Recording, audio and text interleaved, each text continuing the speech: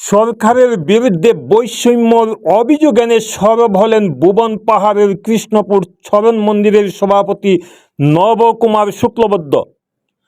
তার অভিযোগ, ভুবন তীর্থের পুণ্যার্থীদের নিরাপত্তায় ভুবন পাহাড়ের কৃষ্ণপুর চরণ মন্দিরে প্রতি বছর পুলিশ বাহিনী মোতায়েন করা হয়, কিন্তু এসব পুলিশ কর্মীরা তেমন কোনো দায়িত্বই পালন করেননি, যার জন্য কৃষ্ণপুর চরণ মন্দির কমিটির সদস্যদের বিভিন্ন সমস্যার সম্মুখীন হতে হয়।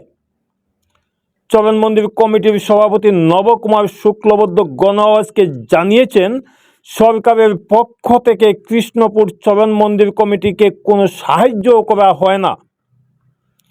চাঁদা তুলে যা অর্থ সংগ্রহ করা হয় তা দিয়েই কৃষ্ণপুর চরণ মন্দিরের পূজার্চনা এবং পুলিশ সহ এনডিআরএফ বাহিনীর থাকা খাওয়ার ব্যবস্থা করা হয়, কিন্তু পুলিশ তাদের দায়িত্ব পালন করেনি। এদিকে এনডিআরএফ বাহিনী খাওয়া নিয়ে কমিটির বিরুদ্ধে পাল্টা অভিযোগ তুলেছে। কি বলেছেন কৃষ্ণপুর চরণ মন্দির কমিটির সভাপতি নবকুমার শুক্লবৈদ্য, দেখুন এই প্রতিবেদনে। চরণ মন্দির কমিটির পক্ষ থেকে আমি কইয়া যে এখানে আমরা যেটা প্রতি বছর এখানে মেলা বা পূজার ব্যবস্থা করি, এখানে দেখা যায় যে সরকার পক্ষ থেকে আমরা কোনো ধরনের কোনো সাহায্য করে না। আমরা এই কমিটির যেটা ভিক্ষা করি আবার রিসিট কাটিয়ে যেটা অর্থ সংগ্রহ হয় ওটা দিয়েও আমরা এখানের মন্দিরের পূজা পরিচালনা করি। আর এর উপরে এখানে প্রশাসন এনডিআরএফ তারা কানি আমরা বহন করতে লাগে।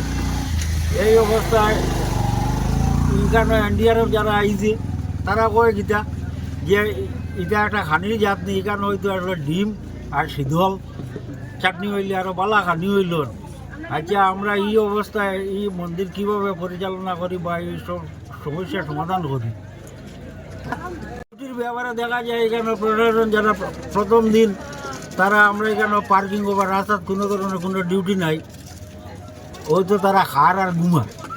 এখন এই অবস্থায় তো একটা সমস্যার সৃষ্টি হয়। আমরা পাবলিক হইয়া কতটুকু এই পাবলিককে আমরা সান্ত্বনা দিতাম পারবো বা এর কোনো যে আউকাল সাউকাল ইত্যাদ থেকে মুক্ত করতাম পারবো, এটা তো আমরা পক্ষে আর কি অসম্ভব হইয়া দাঁড়াইছি।